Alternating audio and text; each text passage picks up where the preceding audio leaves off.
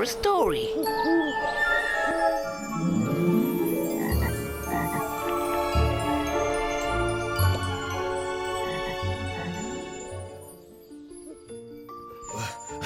Barney! Oh, yes, Arnie.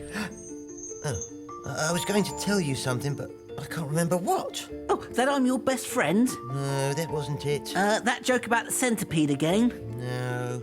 Oh, hurry up and remember, otherwise we'll miss the bedtime story.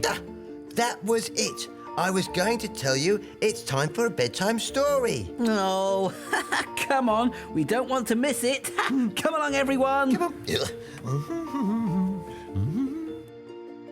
Arnie and Barney, well met. I'm Phill, and would you like to know a secret? A secret? Oh, yes, please. Well, tonight's story is very secret. Ooh! Come really close and get comfortable, come on. Would you like to listen to a secret bedtime story as well? You would? Well, then come and settle down with us. Come and get comfy, and I'll open the book. What's tonight's story? Let's take a look. Tonight's story is The Scarecrow's Secret. Farmer Pootles owned Pootle's farm, which he had inherited from his father, who had inherited it from his father, who had inherited it from his father, and so on and so forth. In fact, all the men in the Pootles family had been farmers. All that is, except Farmer Pootle's great-great-great-uncle Carbuncle, who had decided not to be a farmer and had become a pirate instead. A pirate? I love pirates. Farmer Pootle's grandfather used to say that old Carbuncle had buried his pirate treasure somewhere in Pootle's farm, although no one had ever found it. I thought this story was about a scarecrow. Well, you're right. On the biggest field in Pootle's farm, there was a scarecrow. Farmer Pootles had never liked it much, but his grandfather had told him that the scarecrow gave the family good luck. And good luck was exactly what Farmer Pootles needed right now. For it had been a very hard winter, and the land was too hard for the crops to grow. And without any crops to sell, the farm had run out of money. Oh, poor Farmer Pootles. Anyway, back to that scarecrow. To look at it, it was nothing special. A face made out of an old potato sack, a scraggy straw hat, and an old shirt which was mainly made out of holes. But this scarecrow wasn't actually a scarecrow at all. Well, what was it? A secret spy headquarters. A secret spy headquarters?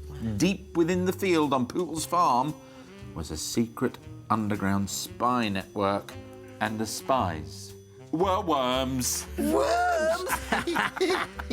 Secret spy worms had been guarding Pootle's farm for hundreds of years. They could hear for miles around using the scarecrow's ears, which were actually a super special sonic hearing device. On this day, Chief Wiggleton, one of the most important spy worms, called an emergency meeting. Gather round, all spy worms. We've received intelligence informing us that Pootle's farm is in trouble, and it is our solemn duty as worm spies to protect it. Evil Baron Pilchard is going to buy Pootle's farm and turn it into a hideous multi-story car park. The worms all gasped. For Baron Pilchard was a nasty piece of work, and there was no way they were going to let him get his hands on Pootle's farm.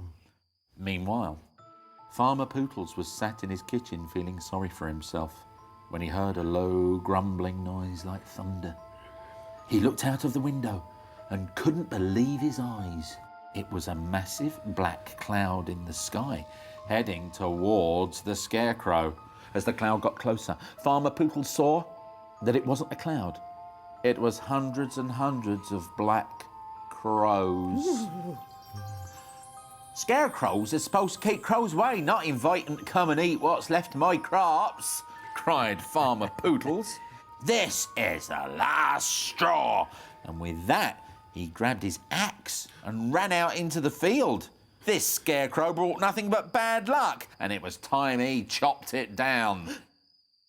Just as Farmer Pootles approached the Scarecrow, a large pink limousine drove out to the field, and out stepped Baron Pilchard. Ooh. "I'd like to buy your farm," said Pilchard with a cheesy fake smile on his face. "Well, I can't sell the farm. It's been in my family for years," said Farmer Pootles. "Oh, don't worry. I'll keep it as a farm. I'll even keep this darling little Scarecrow. I just love farms," replied Pilchard. But he was crossing his fingers behind his back. "Well, I guess if you'll keep a farm exactly as it is, then I will sell it to you." Evil Baron Pilchard, he's lying. Underground, the spy worms had been listening to all this through that supersonic listening device I told you about earlier. "Activate brilliant plan, stage 2, shouted Chief Wiggleton. Suddenly, all the crows that had been perched on and around the Scarecrow started to flap their wings. They flew up into the air and dived towards Baron Pilchard. "No! What in the name of Pilchard is going on? Get them off me! I hate farms. The sooner this one is turned into an enormous multi-storey car park, the better." "A car park?" gasped Farmer Pootles. "I'm not selling my farm to you so you can turn it into a car park. Now you, get off my land." Farmer Pootles didn't have to worry, as Baron Pilchard was chased away by the crows, and even Farmer Pootles managed to smile at the ridiculous sight of Pilchard and his limousine all covered in bird poo.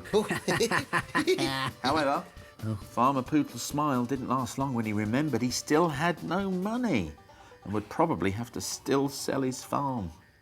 But first, he had to get rid of those pesky crows.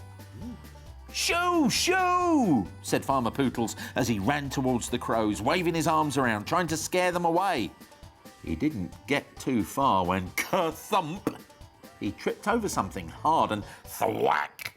He fell face first onto something even harder. He sat up and the ground was glistening around him. He scraped away the soil, and there, right before his eyes, was a chest. Could it be? Yes, it could. It was a treasure chest full of gold coins, diamond jewellery, sparkling crowns, the lot. It was great Uncle Carbuncle's pirate treasure. The story was true. He had buried it there all those years ago, and now Farmer Pootles wouldn't have to sell the farm. He was so happy he danced for joy and even gave the Scarecrow a hug. Maybe it did give good luck after all. The end.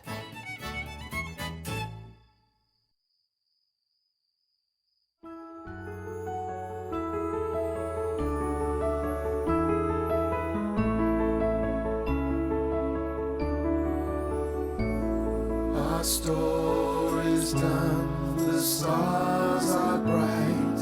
Here comes the moon to say goodnight. We've had some fun, some time to play. Now our dreams will light the way, and soon it will be a brand new day. Now our dreams will light the way, and soon it will be a brand new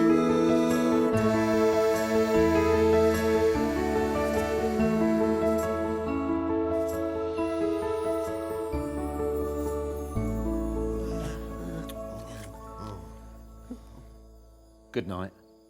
Sleep tight.